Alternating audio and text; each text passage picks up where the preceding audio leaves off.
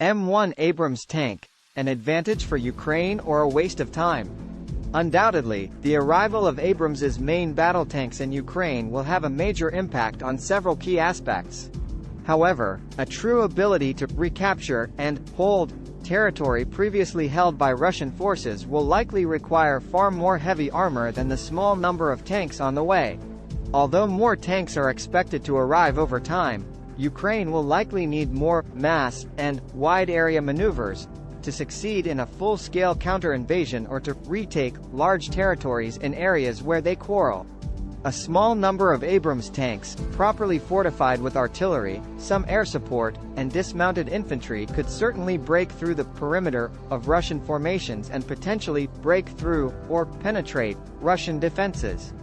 This operation could be extremely important, although it probably would not allow Ukrainian fighters to recapture territory.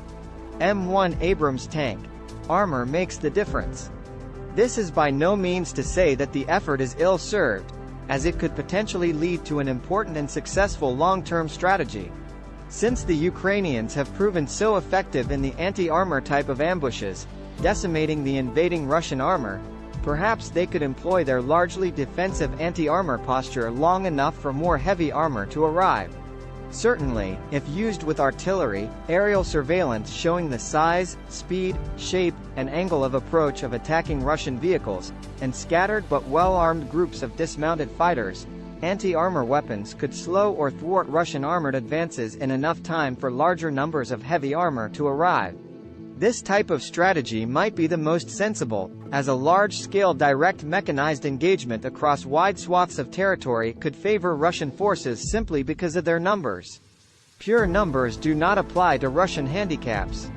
When it comes to heavy armor, the numerical discrepancy between Ukraine and Russia is significant, as Global Firepower's 2022 Ukraine-Russia military comparison says Russia operates 12,566 tanks against Ukraine's 1,890 tanks.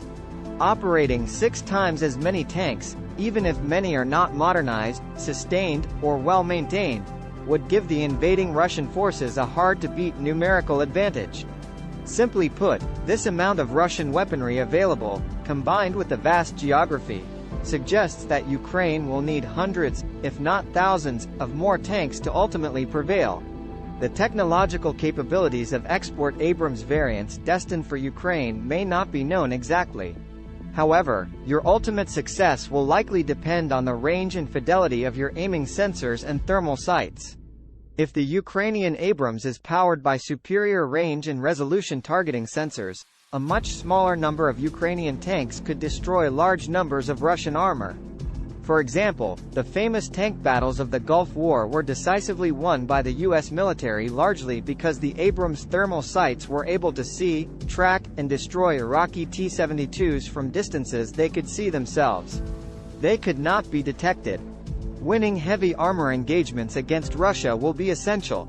Ukraine's long-term success may largely depend on its ability to pivot from its successful, more defense-oriented ambush-type anti-armor fight that stopped Russia's initial advance toward more mechanized offensive operations designed to retake and hold territory. The Pentagon, NATO, and the 50-nation Ukraine Defense Contact Group have supported this idea, which is why many more tactical trucks, support vehicles, and logistics teams have been sent to Ukraine in recent months. As forces advancing to claim territory need support, troop transport, supplies, and protection to ensure their advances. Thanks for watching.